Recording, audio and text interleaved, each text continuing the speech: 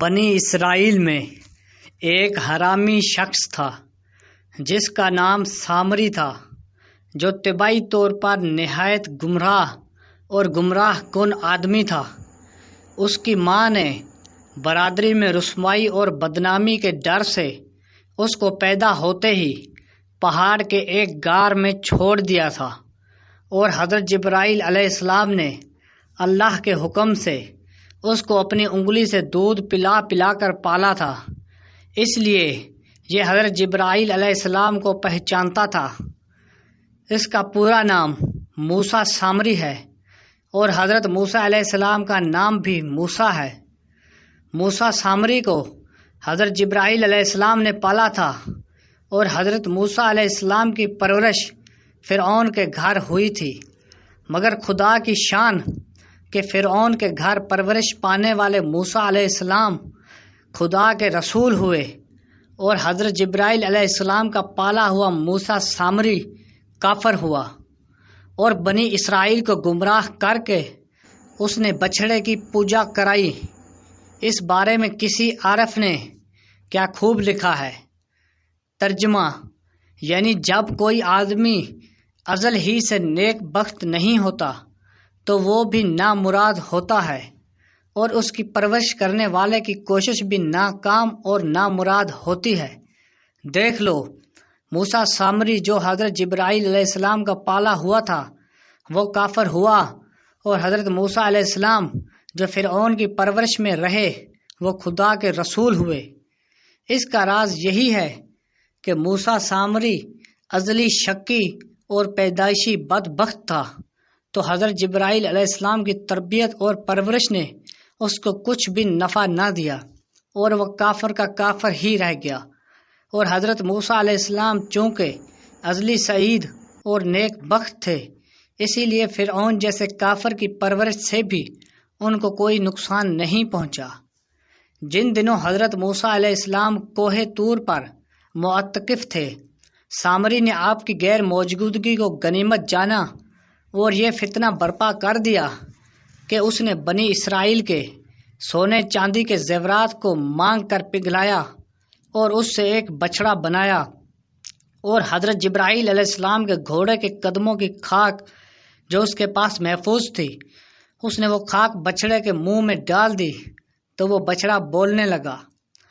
پھر سامری نے مجمع عام میں یہ تقریر شروع کر دی کہ اے بنی اسرائیل، حضرت موسیٰ علیہ السلام خدا سے باتیں کرنے کے لیے کوہ طور پر تشریف لے گئے ہیں، لیکن خدا تو خود ہم لوگوں کے پاس آ گیا ہے، اور بچڑے کی طرف اشارہ کر کے بولا کہ یہی خدا ہے۔ سامری نے ایسی گمراہ کن تقریر کی کہ بنی اسرائیل کو بچڑے کے خدا ہونے کا یقین آ گیا، اور وہ بچڑے کو پوجنے لگے، اور 12,000 آدمیوں کے سوا ساری قوم نے سونے چاندی کے بچڑے کو بولتا دیکھ کر اس کو خدا مان لیا، اور اس کے آگے سر بسجود ہو کر اس بچڑے کو پوجنے لگے۔ چنانچہ خداوند قدوس کا ارشاد ہے، اور موسیٰ کے بعد اس کی قوم اپنے زیوروں سے ایک بچڑا بنا بیٹھی، بے جان دھڑ تھا، وہ گائے کی طرح آواز کرتا۔ جب 40 دنوں کے بعد حضرت موسیٰ علیہ السلام خدا عزوجل سے ہم کلام ہو کر اور تورات شریف ساتھ لے کر بستی میں تشریف لائے اور قوم کو بچڑا پوجتے ہوئے دیکھا تو آپ پر بے حد غضب و جلال طاری ہو گیا۔ آپ نے جوش و غضب میں اپنے بھائی حضرت ہارون علیہ السلام کی داڑھی اور سر کے بال پکڑ کر گھسیٹنا اور مارنا شروع کر دیا، اور فرمانے لگے کہ کیوں تم نے ان لوگوں کو اس کام سے نہیں روکا۔ حضرت ہارون علیہ السلام معذرت کرنے لگے، جیسا کہ قرآن مجید میں ہے۔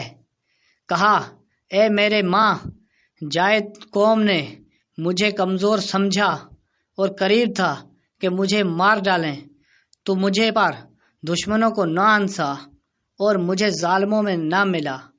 حضرت ہارون علیہ السلام کی معذرت سن کر حضرت موسیٰ علیہ السلام کا غصہ ٹھنڈا پڑ گیا۔ اس کے بعد آپ نے اپنے بھائی حضرت ہارون علیہ السلام کے لیے رحمت اور مغفرت کی دعا فرمائی۔ پھر آپ نے اس بچڑے کو توڑ پھوڑ کر اور جلا کر اور اس کو ریزہ ریزہ کر کے دریا میں بہا دیا۔ پھر اللہ تعالیٰ کا یہ حکم نازل ہوا کہ جن لوگوں نے بچڑے کی پرستش نہیں کی ہے وہ لوگ بچڑا پوجنے والوں کو قتل کریں۔ چنانچہ سامری سمیت 70,000 بچڑے کی پوجا کرنے والے قتل ہوئے۔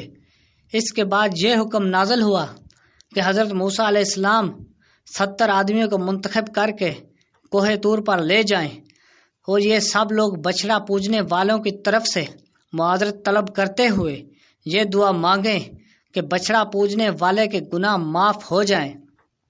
چنانچہ حضرت موسیٰ علیہ السلام نے چن چن کر اچھے 70 آدمیوں کو ساتھ لیا اور کوہ طور پر تشریف لے گئے۔ جب لوگ کوہ طور پر طلب معذرت و استغفار کرنے لگے تو اللہ تعالیٰ کی طرف سے آواز آئی، اے بنی اسرائیل، میں ہی ہوں، میرے سوا تمہارا کوئی معبود نہیں۔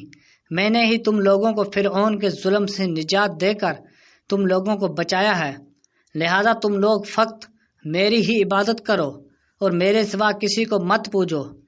اللہ تعالیٰ کا یہ کلام سن کر یہ 70 آدمی ایک زبان ہو کر کہنے لگے کہ اے موسیٰ، ہم ہرگز آپ کی بات نہیں مانیں گے جب تک ہم اللہ تعالیٰ کو اپنے سامنے نہ دیکھ لیں۔ یہ 70 آدمی اپنی ضد پر بالکل اڑ گئے کہ ہم آپ خدا کا دیدار کرائیے، ورنہ ہم ہرگز نہیں مانیں گے کہ خداوند عالم نے یہ فرمایا ہے۔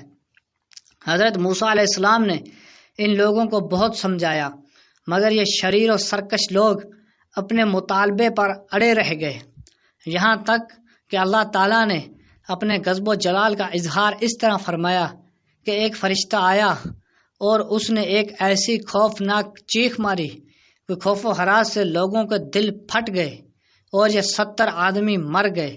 پھر حضرت موسیٰ علیہ السلام نے خداوند عالم سے کچھ گفتگو کی اور ان لوگوں کے لیے زندہ ہو جانے کی دعا مانگی تو یہ لوگ زندہ ہو گئے۔ امید کرتا ہوں کہ آپ کو میری ویڈیو اچھی لگی ہوگی۔ مزید اسلامک ویڈیو کے لیے ہمارے چینل کو سبسکرائب کیجیے اور اس ویڈیو کو لائک کیجیے۔